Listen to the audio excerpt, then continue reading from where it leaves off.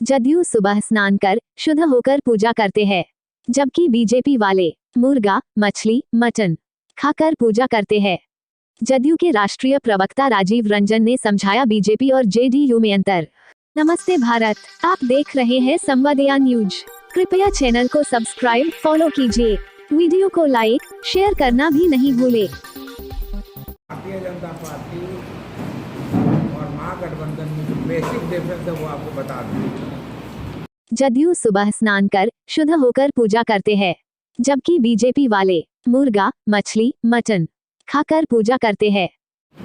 हम लोग जो पूजा करते हैं तो सुबह सुबह नहा के और क्या कहते हैं मंदिर में जाकर पूजा करते हैं। भारतीय जनता पार्टी के लोग मुर्गा, मछली और मटन खा के तब जाकर पूजा करते हैं। जदयू टिक नहीं रखते हैं, जबकि बीजेपी वाले 2 फीट का टिक रखते हैं। और लेकिन साथ साथ वो 2 फीट का टिक रखते हैं कि सचमुच में भगवान के नजदीक है। कृपया चैनल को सब्सक्राइब, फॉलो कीजिए। जदयू के राष्ट्रीय प्रवक्ता पूर्व विधायक राजीव रंजन ने बिहार शरीफ में जदयू और बीजेपी में अंतर समझाते हुए कहा कि हम लोग जदयू पार्टी के लोग सुबह सुबह स्नान कर मंदिर में जाकर पूजा पाठ करते हैं, जबकि बीजेपी के लोग मुर्गा मीट और मछली खाकर पूजा पाठ करते हैं। ऊपर से 2 फीट का टिक रखते हैं, जिसका परिणाम है कि कर्नाटक चुनाव जिस तरह से स्वयं पीएम नरेंद्र मोदी ने वहां कैंपिंग कर रहे थे और बजरंग बली का नाम ले रहे थे, 23 जून को पटना में होने वाले विपक्षी एकता की बैठक के बाद सब क्लियर हो जाएगा। वहीं प्रदेश प्रवक्ता सुनील कुमार सिंह और अन्नू पटेल ने कहा कि बीजेपी के 9 साल के शासन में जनता बेहाल हो गई है। बेरोजगारों की संख्या दिन ब दिन बढ़ती जा रही है। प्रधानमंत्री नरेंद्र मोदी ने देश के लोगों से बड़े बड़े वायदे किए थे, मगर एक भी वादे पूरे नहीं हुए। आगामी लोकसभा चुनाव में हमारी पार्टी के कार्यकर्ता घूम घूम कर उनके कामों का पोल खोलने का काम करेंगे और बिहार ही नहीं पूरे भारत से बीजेपी का सफाया करके दम लेंगे। कृपया चैनल को सब्सक्राइब, फॉलो कीजिए। भारतीय जनता पार्टी और महागठबंधन में जो बेसिक डिफरेंस है वो आपको बता दूं। हम लोग जो पूजा करते हैं तो सुबह सुबह नहा के और क्या कहते हैं मंदिर में जाकर पूजा करते हैं।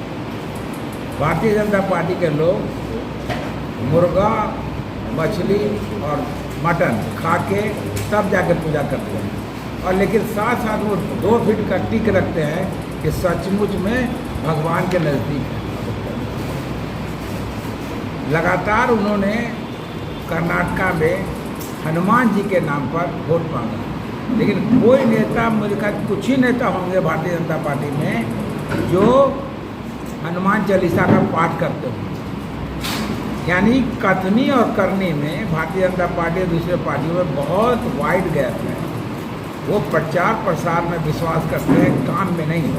23 जून को जो यहाँ पर बैठक है विपक्षियों का, क्या लगता है उस दिन देश के देखिए ऐसा है कि अभी जितनी पार्टियां आ रही हैं और मैं समझता हूँ कि अगले 2 महीने के बाद लगभग जितनी पार्टियां हैं, कुछ पार्टियां को छोड़ के, जैसे कुछ पार्टियां को छोड़ के सब पार्टी एक साथ हो जाएगी। इसीलिए भारतीय जनता पार्टी डर गई है, सहम गई है कि हमारी नौकरी गई।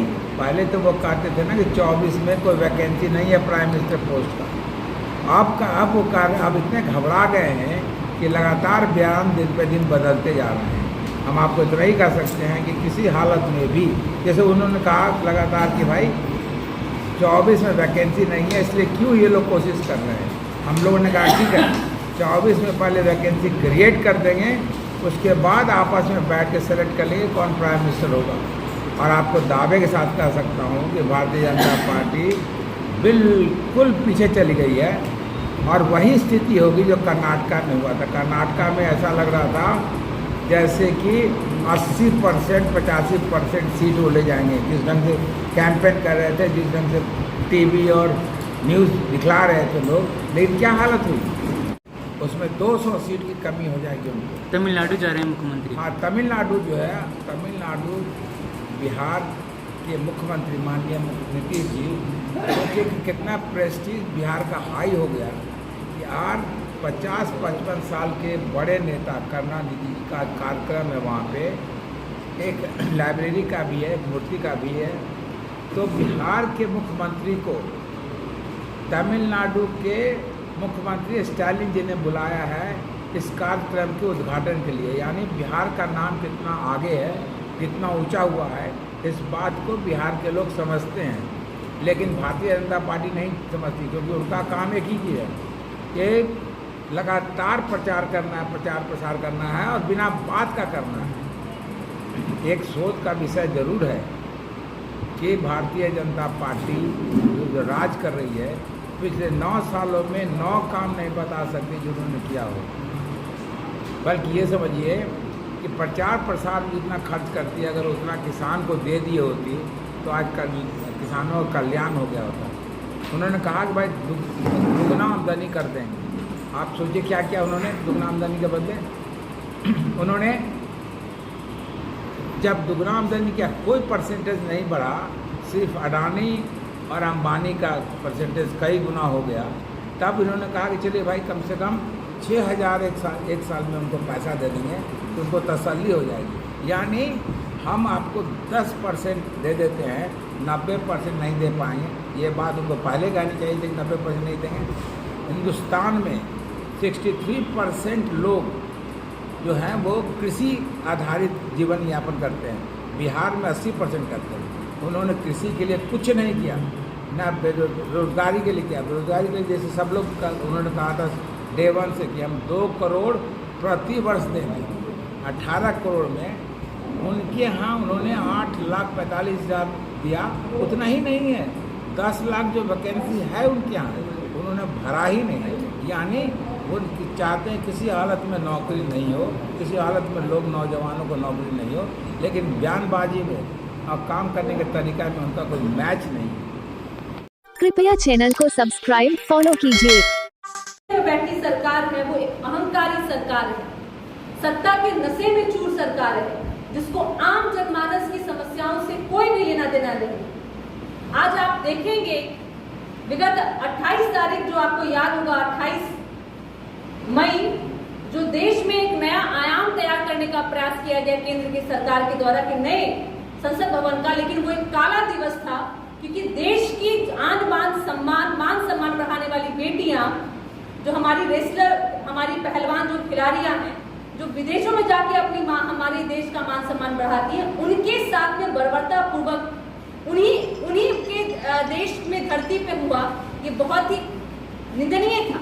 लेकिन ऐसी सरकार जो नारा देती है बेटी बचाओ बेटी पढ़ाओ, उन्हीं के शासनकाल में बेटी के साथ में दुर्व्यवहार हुआ। तो हमें एकजुट होना है इस अहंकारी सरकार के खिलाफ में, क्योंकि यह सरकार जो वादा करती है 9 साल बेमिसाल की, जबकि जनता जानती है कि 9 साल में देश की जनता बदहाल है। वो ऐसा कोई वर्ग नहीं है जो अपने आप को इस सरकार से दुखी नहीं पाता है, चाहे वो युवा है, चाहे वो महिला है, चाहे वो आम जनता है। आज युवा पूछ रहा है 2014 में, जिससे वादा किया गया था कि हर वर्ष हम 2 करोड़ रोजगार देंगे, 9 वर्ष आने को है, अगर हम कैलकुलेट करें तो 18 करोड़ हो गया। जबकि इसकी सच्चाई यह है कि आपने 7,84,000 ही आपने अभी तक हमें दिया है नौकरी रोजगार। हमारी आबादी कितनी है, हमारे युवा कितने हमारे बेरोजगार हो गए हैं। अगर आप हंगर इंडेक्स की बात करें तो हम पूरे दुनिया में 160वें नंबर पे हैं, और जिनसे हम तुलना करते हैं उनसे भी नीचे पौधान पे हैं। तो अब युवाओं को, देश की महिलाओं को, और जो महिला जिनको कहा गया था उज्ज्वला योजना के तहत, जिनके घर में कभी गोईठा और लकड़ी से गैस चला करता था, उनको उज्ज्वला योजना के तहत दिया गया। जानकारी आपको है कि एक ही बार गैस भरा करके महंगाई इतनी हो गई कि दोबारा गैस नहीं भरा पाई। आज आप गाड़ी से चलते होंगे, कभी कहा गया था कि भाई 70 रुपये पेट्रोल महंगा था, तब उस समय की आज के जो केंद्रीय मंत्री स्मृति ईरानी जी जो बैठ के गैस सिलेंडर लेकर के जो धाय तवा मचाती थी, आज वो अपने ऐशो आराम में भूल गई है देश की जनता को, महिलाओं को, कि आज महिलाएं उस घर में, जिस घर में चूल्हा अब फिर से गोईठा और लकड़ी से घर चल रहा है, फिर से महिलाएं उसी स्वास्थ्य की समस्या से जूझ रही हैं। अब उनको नहीं देखना है, लेकिन हमें हमारे नेता माननीय मुख्यमंत्री जी ने संकल्प लिया है और उन्होंने कहा है कि देश के लोकतंत्र को और संविधान को बचाने के लिए हमें एकजुट होना होगा।